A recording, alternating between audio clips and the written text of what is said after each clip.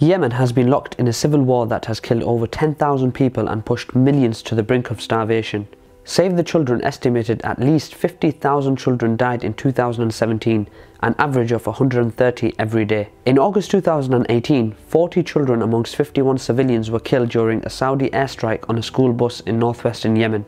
The situation in Yemen is tragic and may well be one of the worst humanitarian crises in 50 years.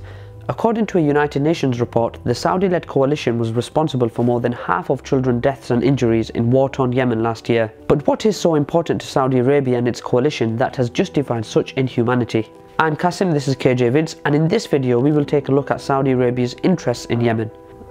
The current conflict has its roots in the Arab Spring of 2011, when an uprising forced the country's longtime dictator Ali Abdullah Saleh to hand over power to his deputy Abdur Mansur Hadi.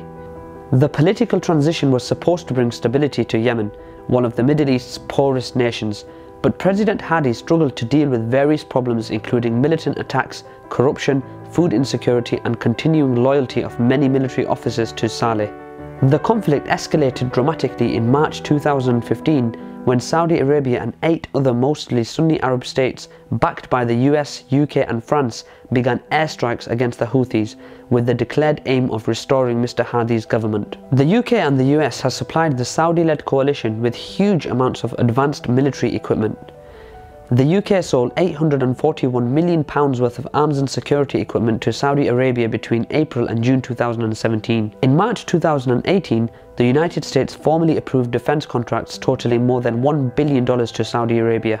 Whilst the Saudi-led coalition fears that continued success of the Houthis would give their rival regional power and Shia-majority state Iran a foothold in Yemen, the Western-backed conflict against Yemen ultimately rests in a broader geopolitical conflict. Analysts say that Shia-majority Iran and Sunni-dominated Saudi Arabia are locked in a strategic contest for influence across the Middle East. According to a retired US Air Force intelligence officer, what Saudi Arabia do not want is an Iranian-run state on their southern border because they already feel they've got enough problems on their northern border. The House of Saudi has long considered Yemen a subordinate province and as part of Riyadh's sphere of influence, but the Western alliance that backs Saudi Arabia has interests of its own. The US wants to make sure that it can control the Bab al-Mandeb, the Gulf of Aden and the Socotra Islands. The Bab al-Mandeb is an important strategic choke point for international maritime trade and energy shipments that connects the Persian Gulf via the Indian Ocean with the Mediterranean Sea via the Red Sea. It is just as important as the Suez Canal for maritime shipping lanes and trade between Africa, Asia and Europe. Israel was also concerned because control of Yemen could cut off Israel's access to the Indian Ocean via the Red Sea and prevent its submarines from easily deploying to the Persian Gulf to threaten Iran. Preventing Iran, Russia or China from having a strategic foothold in Yemen is a major US concern, as it needs to prevent competing powers from overlooking the Gulf of Aden and positioning themselves at the Bab al-Mandeb. Added to the geopolitical importance of Yemen in overseeing strategic maritime corridors is its military missile arsenal. Yemen's missiles could hit any ships in the Gulf of Aden or Bab al-Mandeb. In this regard, the Saudi attack on Yemen's strategic missile depots serves both US and Israeli interests.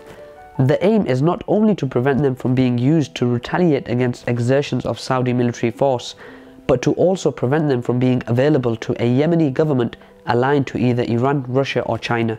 Competing powers view geopolitical interests as far more important than human lives.